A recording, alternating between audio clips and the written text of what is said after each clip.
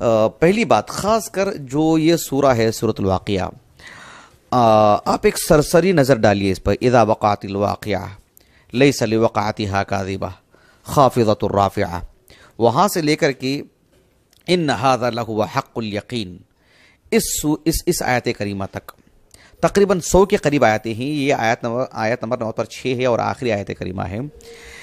ان ساری آیتوں میں جو اس سے پہلے والی آیات ہیں اس میں اور اس آیت کریمہ میں فسبح بسم ربک العظیم جو مناسبت ہے، یعنی کس قدر گہری مناسبت ہے، آپ غور کر کے دیکھے گا کہ اللہ سبحانہ و تعالیٰ نے قیامت کبریٰ کا ذکر فرمایا. ظاہر بات ہے آپ ایک عام انسان کی سطح سے سوچیے کہ کیا اللہ سبحانہ و تعالیٰ پر چونکہ ایمان ہے، اللہ رب العالمین کی باتوں پر چونکہ بإذن اللہ تعالیٰ ایمان ہے، تو ہم اس بات پر یقین لا رہے ہیں. ورنہ ہماری زندگی کی جو رفتار ہے، تو کیا ہم اس رفتار کے ساتھ ہماری جو عقل ہے، اس عقل کے اعتبار سے اپنی عقل کی سطح کے موافق کیا ہم اس بات پر یقین کر سکتے ہیں کہ کسی دن وہ حادثہ بھی ہوگا جسے قرآن نے اذا وقعت الواقعۃ لیس لوقعتها کاذبۃ خافضۃ رافعۃ اذا رجت الارض رجا؟ تو کیا ہم اس منظر پر ایمان لا پائیں گے اگر اللہ کی توفیق شامل حال نہ ہوتی، اللہ سبحانہ و تعالیٰ پر ہمارا باذن اللہ تعالیٰ اس کی توفیق سے ایمان نہ ہوتا؟ عام انسان کی سطح سے کیا ہم اس بات کو مان جائیں گے؟ یہ یقیناً ایک آسان کام نہیں ہے، ایک آزمائش ہے، اور ایک بہت بڑی آزمائش ہے کہ اس منظر پر ہم ایمان لائیں. کل قیامت کے دن انسان کے 3 گروہ ہو جائیں گے، 2 اہل ایمان کے، ایک کفار کا، اور جو ہے السابقون اصحاب المیمنہ اصحاب المشأمہ. کیا ان کی تفصیلات اور ان کو ملنے والے انعامات اور جو کفار کو ملنے والی سزائیں، تو کیا ہم اس پر ایمان لے کر کے آ پائیں گے؟ کیا یہ آسان ہے؟ انسان کی تخلیق جو ہوئی ہے، جو اللہ نے کہا افرأیتم ما تمنون اانتم تخلقونہ ام نحن الخالقون، انسان کی جب پیدا کیا گیا، وہ انسان تو نہیں جانتا ہے نا کہ مجھے کیسے پیدا کیا گیا، میں چھوٹا تھا تو کیسے تھا، میں ماں کے پیٹ میں تھا تو میرے ساتھ کیا صورتحال تھی، وہ تو اس سے واقف نہیں ہے. تو کیا یہ ساری باتیں، اور اسی طرح سے آپ دیکھیں کہ ساری چیزیں آگے کی قرآن مجید کا جو نزول کا معاملہ ہے، پھر انسان کی موت کے وقت کے جو مناظر ہیں، سب باتوں کو رکھنے کے بعد اگر آپ غور کریں کہ جو ہے اس کے لیے اللہ رب العالمین کی توفیق ہونی چاہیے، وہ سعادت مند انسان ہوگا جو ان ساری باتوں پر یقین لائے گا، اللہ رب العالمین کی توفیق اس کے فضل و کرم سے. ایسے میں ایک طرف ایک کافر ہو جاتا ہے، ایک طرف ایک مسلمان ہو جاتا ہے. مسلمان ان باتوں پر یقین رکھتا ہے، اور کفار ہیں کہ ان باتوں کی تکذیب کرتے ہیں، بلکہ مذاق بھی اڑاتے ہیں، اس کو لایعنی اور فالتو باتیں سمجھتے ہیں.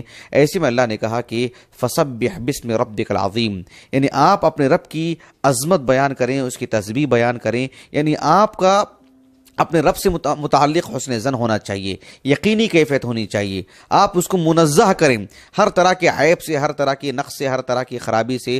یعنی اذا وقعت الواقعہ، اتنا بڑا حادثہ یہ کسی سے ہو پائے گا؟ نہیں ہو پائے گا. اللہ سے کیوں نہیں ہو پائے گا؟ کہا کہ فسبح بسم ربک العظیم. کیا اللہ سبحانہ و تعالیٰ انسان کو جو پیدا کیا ہے کوئی اور کر سکتا ہے؟ نہیں کر سکتا ہے، لیکن اللہ کر سکتا ہے. کہا کہ فسبح بسم ربک العظیم. انسان کے ضروریات کے لیے پانی اور کھانا اور آگ جیسی کوئی چیز کوئی دے سکتا ہے کیا؟ نہیں دے سکتا ہے، عام بات نہیں ہے یہ. اللہ کیوں نہیں دے سکتا ہے؟ کہا کہ فسبح بسم ربک العظیم.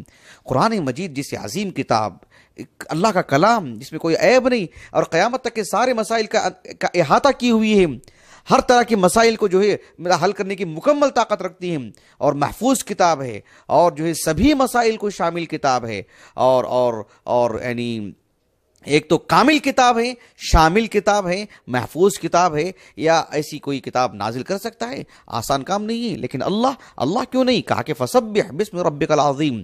کہ انسان کی موت کے وقت کے جو اتنے خطرناک مناظر ہیں، چاہے وہ ایک مسلمان کا ہو، اس کی جو نعمتیں ملتی ہیں، اور خاص کر ایک کافر کی جو خطرناک منظر ہے، کیا یہ ممکن ہے کسی سے؟ نہیں ممکن ہے. لیکن جب بات اللہ کی آتی ہے، کہا کہ کیوں نہیں؟ فسبح بسم ربک العظیم.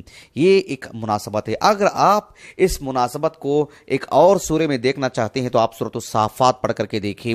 انسان کی تخلیق کا آغاز اس میں بھی موجود ہے، اور پھر اس میں بھی جنت اور جہنم کا ذکر ہے، انبیاء کے قصے بتائے گئے ہیں، اور جو ہے اہل ایمان اور کفار کا اس میں ذکر کیا گیا ہے کہ کفار اہل اللہ کے بارے میں کیا نظریہ رکھتے ہیں، کیا باتیں کرتے ہیں، اور انبیاء علیہ السلام نے اللہ کے بارے میں کیا باتیں کی.